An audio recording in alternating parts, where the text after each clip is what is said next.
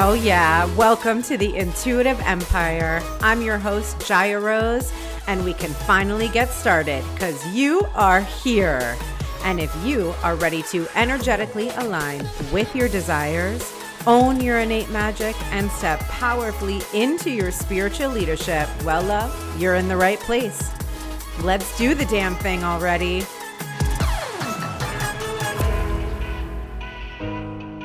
Hey, everybody. Welcome back to the Intuitive Empire. As I introduced on the last podcast, I was telling you that I'm going to have Joy Kingsborough here with us today, and we're going to be doing some live channeling. So when we got on, she was already in meditation, and I'm trying to cool it down and come into the flow of energy to really serve everybody. So just to let you guys know how we're going to flow with this, I'm going to be asking her questions, and then she answers and channels through Jonah. And Jonah is a stream of consciousness that comes through her and answers and meets us really where we are and sees the patterns and sees how we can tap into the higher consciousness from wherever we are. So it's really amazing. I would say whatever you're doing right now, take a couple deep breaths. Tune in, be here with us as much as you can be, because the more you're here and really present, the more available you're going to be to integrate this work and whatever messages come through specifically for you. Don't underestimate the power of what is coming specifically for you. And that's what's really powerful about this, because the collective truth and the consciousness that comes through Jonah is beyond anything that is singular. It is the ultimate in oneness. So I'll introduce Joy here. Joy is an amazing friend and spiritual light worker and channeler, and she is here with some really big work in the world. And I'm just going to let you kind of get a feel for her work here. I'm sure I'll have her on another time as she's more in her joy element, but today she's going to be doing the channeling, like I said. So we'll just get started. Hi, Joy. Oh, thank you so much for having me. I know, you're so welcome. So good. So do you want me to just kind of start with questions and lead with questions throughout? Yeah, that feels good. I can feel a little intro may be helpful as I'm tapping into the energy of the group. Okay. We can feel from the space we know who is tapping in and listening, and that there's no time delay from the other side of the veil, right? Just to use some language that makes sense.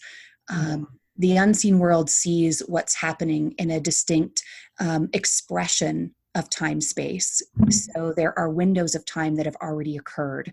And the people who have listened to this podcast, this beautiful podcast that you're running, we can feel your energy. So if you're tapping in next week, 2 months from now, whenever you land here, the energy that comes up in this session is intended for you. So I love Jaya's intro. I love your intro. And nothing here is intended to be advice in any fashion that you need to go do something with your life that doesn't feel inspired. It's about creating an awakening from within and stirring something from your own soul that is a remembrance of truth that you might know later or know from the past, so timeline wise. So there's a feeling that you'll get. And so being very present on the call is important, because there's a benefit to channeling that allows you to feel a cellular shift in your own being. And so you can sit and just rest into that. Really, yes. Yeah.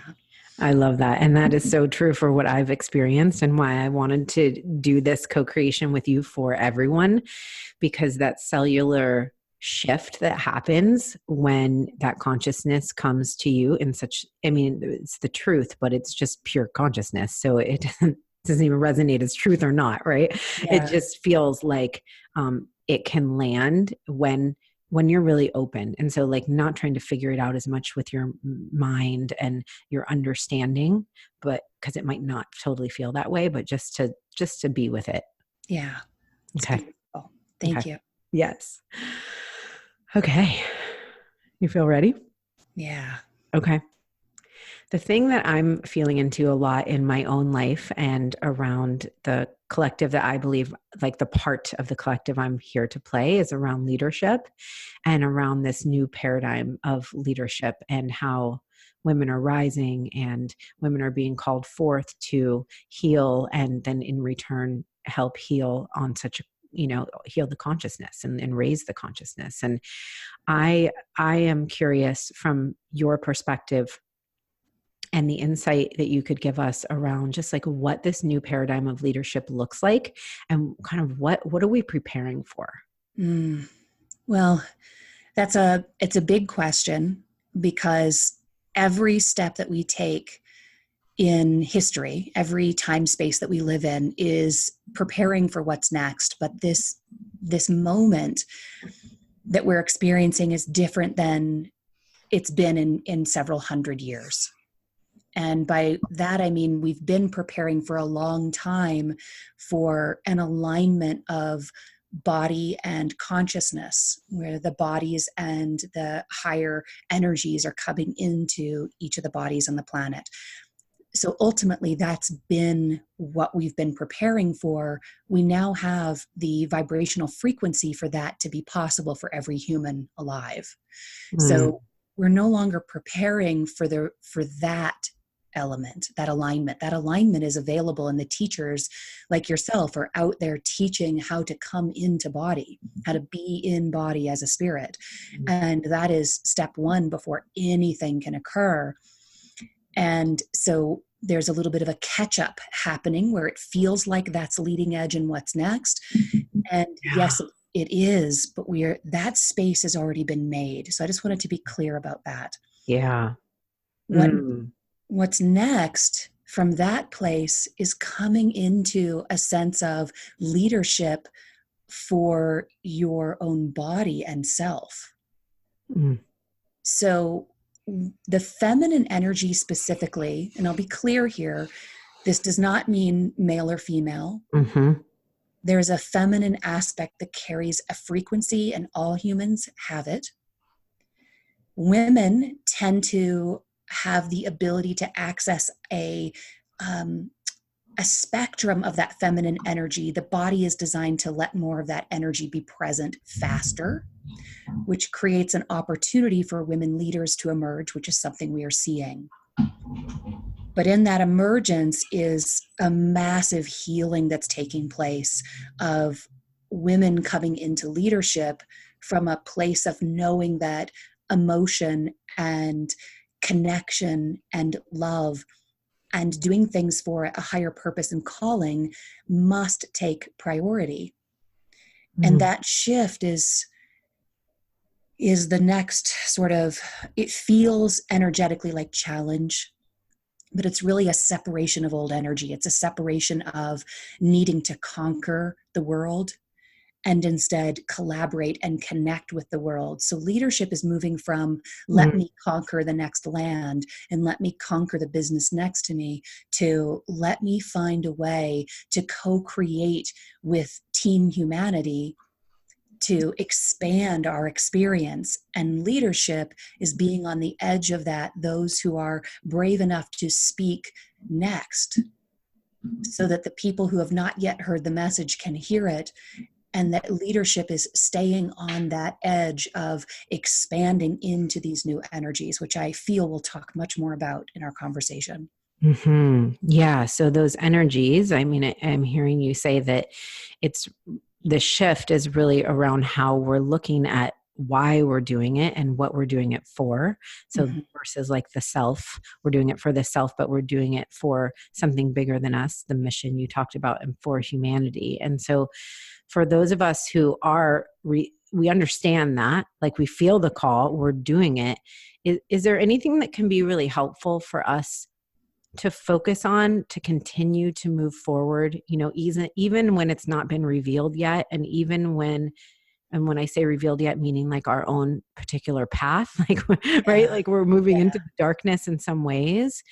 And then that human resistance that comes in during those times. Yeah. We've been living in a time space where the known world has given such safety to humanity. It's given a sense of safety, whether that's real or not in any individual's life. you'll be able to see that was not actually true, but our seeking for, our plugging into energetically has been into a sense of knowing. So in that sense of knowing, we've been tapping into, I can only do what's been tried and true. I can only do what I see evidence is working. And the new paradigm that's coming is all about co-creation, and about co-creation, not just co-creation between the humans, but co-creation of spirit in a body.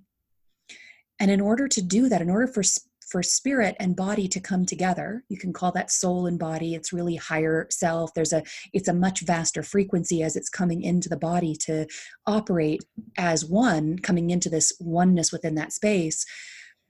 Tapping into the co-creation of those energies requires a sense of peace within the unknown, because to create from that capacity means that it hasn't been done before. So as we're moving right now, the disconcerting energy that people are feeling, the I don't know what I'm supposed to do space, is the desire for someone to say, take this path, right? This is your path. This is what you want to create. It's hoping that God or an alien or a mentor or someone will come in and say, here's your path, dear one. You're special, you're sacred. Please do this. And so there's a difficulty that's happening of letting go of the known, because we're hoping to hold on to the next known. It's like leaping from one trapeze to the next. We're wanting to leap from a known to a known. And that's not the transition we're making. We're leaping from a known to an unknown. Because the known is something we will create in the moment. But until we have full grasp of that capacity, that power, we learn to disconnect. So to answer your question about how do we, help ourselves and each other, it's taking the time to spend our time and focus and energy in becoming comfortable not knowing. Which happens through meditation, through yoga, through nature. There are so many different capacities. It's becoming comfortable with not knowing, and then asking yourself, what do I want to bring to this world? What would make this the most amazing place to live and play? We've not had that opportunity yet, but that's the world we're building. Will you speak a little more to that? I mean, it sounds like you're saying your passion or whatever it is that you feel called to do, but is this in terms of the focus? So if somebody's thinking, well, okay, I want to be a part of this. I mean, the word that keeps coming to me, maybe I should use myself as an example. The thing that comes to me the most often is contribution. Yeah. And the thing that I feel at the end of the day, and I question, is like, what did I contribute? And it doesn't necessarily mean outward all the time, right? Because sometimes taking a day where I'm taking care of me on a really deep level, that does feel like it's contributing. Yeah. But that seems to be the question that I come back to, is like, what am I contributing? Am I contributing? and am I doing it? I guess I do in quotes, like in the right way, or, right. And all of those kind of human questions. So, So what is your take on this, on contributing, and how we can do it, how we even know that we're doing it at this point, especially because I want to follow up with our last conversation where you were, I say challenging me. I know that's not what you were doing, but it did challenge me to really let go of the ego part of my business. I mean, you told me it's not a business, right? It's not a business, and release the idea of fame, where that's been my internal, self-serving desire, and then my soul-serving desire is impact. And you were like, no, it really just needs to be the impact. And so as I've been processing that, I'm curious about contributing and still showing up with the passion and continually like moving myself out of it. Like, how do we move ourselves out of it? Yeah. Well, I think it's important to honor the ego, and that it was helping us to contribute to the planetary experience that we were having. right?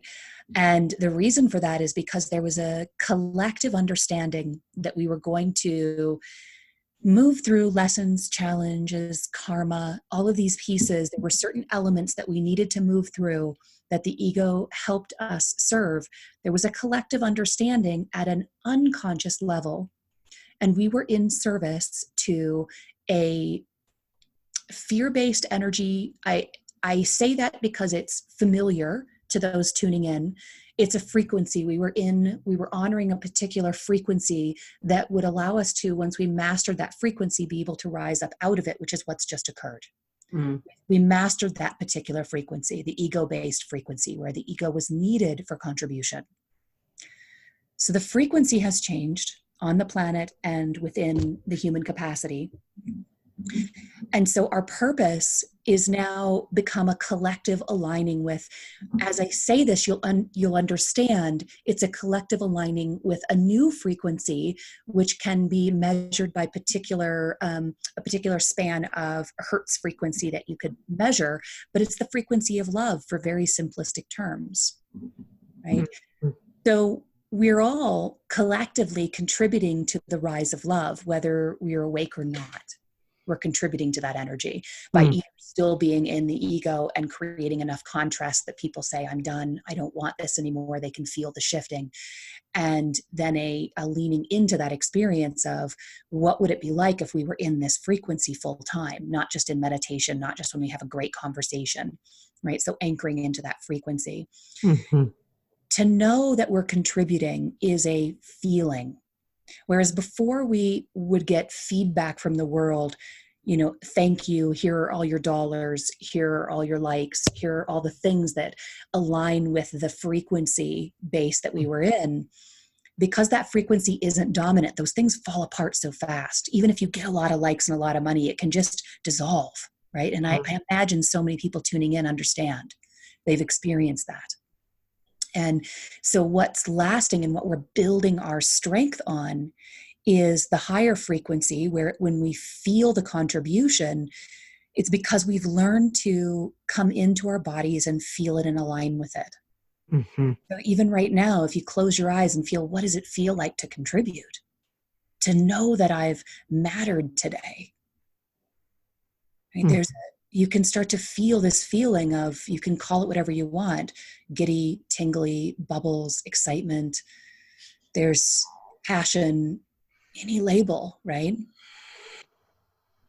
Or love. Yeah, because that's it. That's the feeling. Love is how you know. And you'll feel it in having a conversation. Right? Having these conversations, we know, we can feel the sensation of this is contributing to something. We may not know how that contribution is impacting others, but there's a sense that it is. Mm-hmm. And that's what we're learning to come into, is that sensation. That sensation, for those who I can hear the question, awesome, I can't pay the rent with sensation. Okay, that sensation attracts in with what everybody understands now is the law of attraction. There are so many other laws at play, but it really is creating a resonance that's filling a space around every body. Every body is becoming this giant torus field. If you don't know what a torus field looks like, it's like a large donut that moves in and around the body. And it's a donut of energetic space. It also moves around the planet.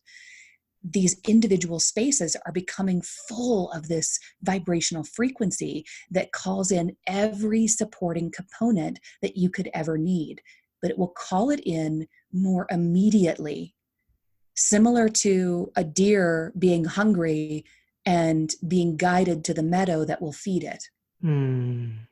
So are you saying that when you align with the frequency of love and you do commit your life to contribution? I mean, this isn't just doing nothing and sitting back and sitting in your room. And everyone understands that's not how the law of attraction works anyway, right? Yeah. So when we align ourselves with love and we commit ourselves to the mission that we are called to do, whatever it is, and I'm curious just to dive into this for a second and then come back to where you are, because I think this is so powerful. But I love the idea of this swirl that we have. I think my friend Jaya Rose calls it the Sacred Swirl. And Mm-hmm. it's the idea of like us multi-passionates who have X, Y, and Z skills. I mean, I could use myself, I could use you as an example, but for me, it's like I can teach the body very well, right? I was a personal trainer for 12 years. I can teach mindset very well. I can teach the laws of the universe. I can teach Mm-hmm. storytelling, speaking, any of these things. And so it feels like we are being asked to just still use our skills, but use them in the name of this mission instead of in the name of, popularity, fame, money. It's almost just like a switch of how we're doing things. Yeah. It's coming into a purity of contribution. We know that, and we can feel this all around. You can feel this truth all around. Is the contribution feeling is so much stronger than the millions in the bank. Yeah. You get the millions in the bank and you become accustomed to it. Mm-hmm. It's comfortable. You never become accustomed to contribution because it continues to deepen. It continues to shift and change. Mm-hmm. We're coming into a richer experience, and you will be very busy contributing from that place, but it is just a shift of perception. If I allow myself to feel that feeling and to be in every action I take is for the feeling of contribution, then I'm not doing it for the dollars. It creates a very strong shift in the body that says, thank you, ego, for working so hard at putting the pieces together. Mm-hmm. And now I just need you to help me sort things out as we go. Yeah. Right? And until you're no longer needed, until there is a place where the ego can no longer vibrationally arise. Mm. It knows that. It's why so much fear is embedded. Mm-hmm. It doesn't have to be thrown out like trash. And I think that's really important. Yeah. It can be transmuted. The energy of the ego, which is fear-based, which is leading us towards the money and the outward and like the approval from other people, the things that are ultimately aren't aligned with love. Yes. They will naturally transmute.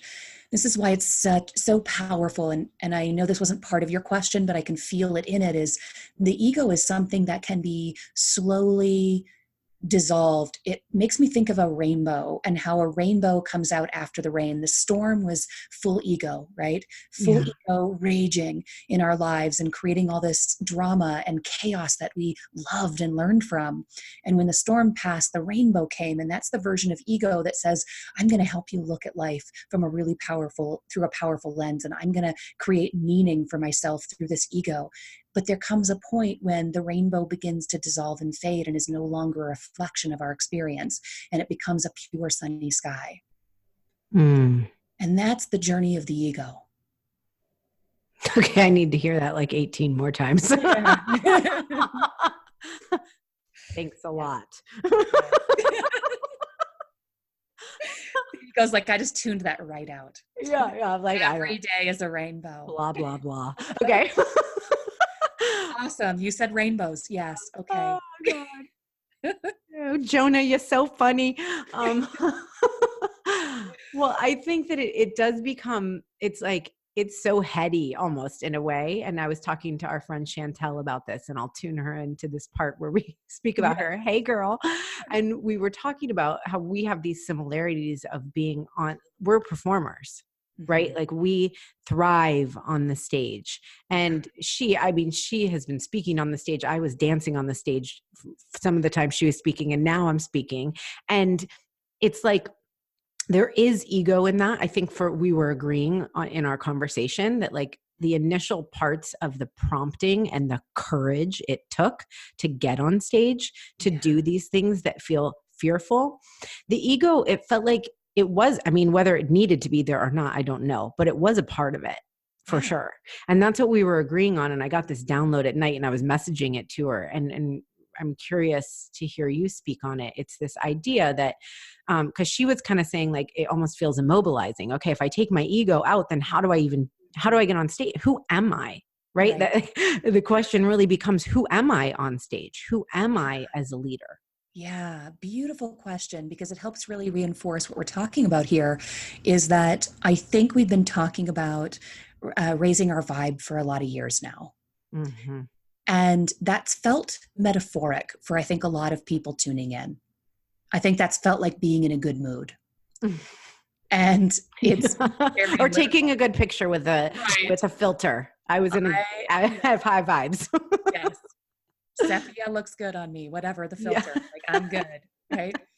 So it's a literal shifting. When your vibration shifts, you shift. And so I think this is where we can make sense of this is when you were in a particular vibration state, you were learning to master that vibration state, and you learned to master the ego in a way to cultivate ego energy to help give you power on stage so that any insecurities and doubts and fears were no longer present in that space. They could be subsided, they could be loved and nurtured, or for many people, just ignored long enough to be there.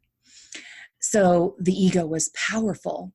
As you shift vibration, which is what is happening for you and our dear friend Chantel and so many others, is the vibration shifted, and the desire to look for ego as the motivator, that habit is still there.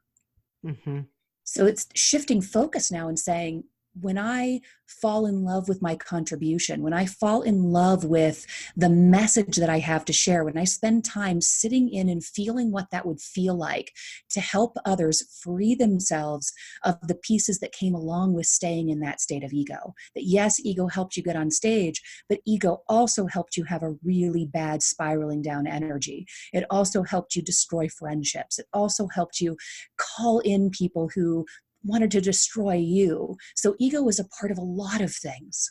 And to be free of that is the gift that leadership is offering. It's saying, I've learned to do this, and it will require leaders to fall in love with that alignment, with that commitment, with that new force within them. Which is love, which is so interesting, because this is what we were talking about, Chantal and I, was this idea of impact and how it's still impact. So if I have the desire to be on stage and share this message, the difference between desiring it because of how it's going to make me feel about myself because of how other people feel about me, versus I'm doing it purely from the state of, this is what I'm called to do, and I'm going to share it because there's no other way. Well, and here's something that can help too, is backstage there was a conversation. So if you think about anybody going on stage, and this can be for anybody going into a client meeting, going into a stage performance, where whatever where you're on, right? Where you're the one performing and everyone's performing in some way. Right. So now as you're getting ready to go into that moment, instead of having the self-talk of, I have this mission, I have this message, look at me, I am, right? It shifts into, how much do I love this person in front of me? Do I love them enough to tell them what I have to say? Do I love the message? Do I love me? Do I love our world? Do I love what we're calling in enough to walk out there and embody that love and speak from that place? Do I love it enough versus I am? And so it's not, am I enough to I love it enough? Right. Because that's what you were trying to navigate in the lower frequency, was the worth aspect of being worthy. When you land into love, there's no question of worth. That's not a real vibration there. So any thoughts of, you can have a thought in one moment of, who am I to carry this big message? Who am I to want to go talk about this? Who am I to want to go dance? Who am I to want to go speak? Who am I to want to go teach or go feed a country or bring water or whatever the calling is? Who am I? That's only answered in the old vibration. In love, that question doesn't exist. In love, it says, you're the person who's willing. That's who you are. Right? So there's a gratitude in that. Yeah. Well, and that's a huge difference in terms of what that feels like. And it's like, It just sounds so simple, but it's like how to overcome the ego who is here to help you be safe. Thank you. Yep. Right. But there is no safety in living out a mission. You don't need safety because you are in the frequency of love, and you don't have to keep yourself safe from that. Y'all, thank you for being here. And let's bring it home to really just the simple question of what is the most potent and powerful thing we can focus on right now to move our missions out into the world? How do I trust myself? How do I develop my intuition and my trust in myself? How do I let go of the need for anyone outside of me to know the answer to what I need? How do I embrace that? How do I become the knowing of my value and my worth? That is the most important journey we're on right now. And to live your mission, it's happening. The changes are big, but you don't need to go to that bigness to get it. What you need to do is come back here and say, help me embody this. Help me know my value. Help me know that this step that I have, even if I have a big vision, if my next step is, but while I'm on my way to that vision, I feel like I need to go take this job doing this thing or supporting this other entrepreneur, or I need to take this class, whatever that is, the small step is part of the big step. Yeah. It's part of everything. So fall in love with the big step, or the little step, knowing it is inherently the creation of what's big. Mm-hmm. You don't have to jump to the big. Yeah. Right? That's it now. What is pulling you now is the path.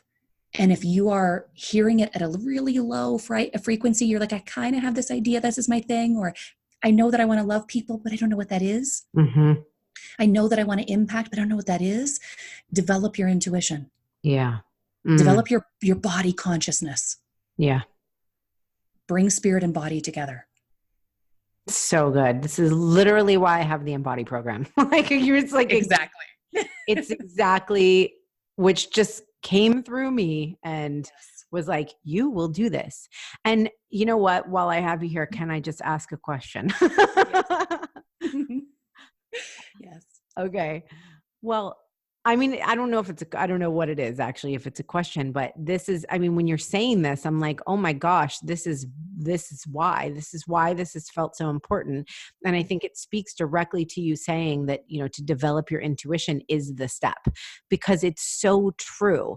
And it's like, that's what I did with Embody, was I just listened to my intuition. It said, this is what you need to develop. This is how it needs to be. This is how, what the soul thread is within it. And it speaks to me and it tells me what to do. And there are times when I've not listened and then it does not work at all. It's like, and no, you will have nothing to do with that. And it's like this thing. It's like an entity of its own that feels like it's supporting me. And I've gotten these messages that say, Jaya, when you stay in alignment and stay in the truth of this message and true to Embody, and you teach this to other women, we will support you. Yeah. And here's the piece is it wasn't easy because it came through in the unknown for you. Yeah. Oh yeah. And you didn't know what you know now. Oh yeah. But you did it anyway. Yes. And when you didn't do it, there was a new level of accountability in the new vibration. That new level of accountability is certain things can't stay here. You can't do it the old way. You can't ignore intuition. Mm-hmm. And that's why the development of intuition, because intuition is the way, it's the way forward in order for us to understand how to take action and to trust that unknown space. It will make you feel very safe and held, but it takes some time to develop it. Right. Yeah. Yeah. And it's worth it. Is it worth it? So good. Yeah. Oh man. Yeah. I mean, I feel like I'm one of those people who's just always had it. And I have always listened to it. Like nothing in my life was ever planned or calculated. Yes. Everything has been based on just what I thought to do. And it works every time. So thank goodness. I mean, I think this message is coming through really strong for you. This is why this is your job, because it's been easy for you and it's not easy for others. Yeah, it's so true. But it's available to everyone. Mm-hmm. It's so important to work when you are called to do this work. You have been called. and we've reached a time and frequency you can't say no. Yeah. Right? No, there's not even, it's not no, it's like not even, let me do it the way I think. No, it's like this work for me at least has come through, and I feel similar for you and in this channeling work is like, it comes through and then it's like, well, not only are you going to be the vessel, but you're also going to be the puppet. So you will take this action. And then my head's like nodding, yes, okay, I will. Yeah. But at the same time, it is your choice. You chose it. Yes. Well, I chose to commit to it. Yeah. I chose to, on my back porch, a year and a half ago, when I asked the question, who am I meant to serve? Show me who I'm meant to serve at my highest level so that I can create the ripple effect I'm here to create. And then they can serve at their highest level, who and what, and show me. And then I fucking waited. And I sat on my porch for 6 months. And waited. But look at the love that it took, and the love that you had for that question, and the love you had to receive the answer. It's the reason that the answer came. Yeah. Well, and it's the making space too. And I think when we talk about intuition, that's such a key part of it, is that it's a relationship. Yes. It's a relationship with your intuition. Yes. I'd feel that my relationship, we have all these parts of ourself, right? Especially we're talking about our ego, and then this part that has the awareness of our ego, and then the personality, like how I know we talked about this on our last call. So that part of ourselves that can recognize our soul talking to us. Yes. That's the relationship with the intuition. Yeah. That's available. And something really distinct, this question comes up a lot, is how do you tell the difference between your mind and intuition? Oh yeah. I've had that. You can pretty much predict what your mind is going to say. You can't predict what's going to come through intuition. Yeah. You might have a sense of it, but there are times when I listen back to these recordings and I'm like, I had no idea. Yeah. Right. And yes. That's the difference. No, totally. You're like, oh, this is, if it's like, this is familiar, that's probably not your intuition. Not your ego. Yeah. It's not your intuition. Yeah. Oh, this old thing. Same old. My number one thing, I can't stand when you ask them how they are and they say same old, same old. I'm like, right. Oh, I'm sorry. I can't even speak to you. Right. I'm bored. Snooze. Oh, well, so good. Is there anything else that you feel like is coming through, or how does that feel? No, I can feel there's a lot of energy moving. There's a lot of people tuning in who can feel this, and it's creating shifts, and I think probably creating other questions. And so we'll get an opportunity to address some of those questions at another time. Yeah, shifts and questions. I totally feel it. That should be the name of my podcast. I shifted. New question.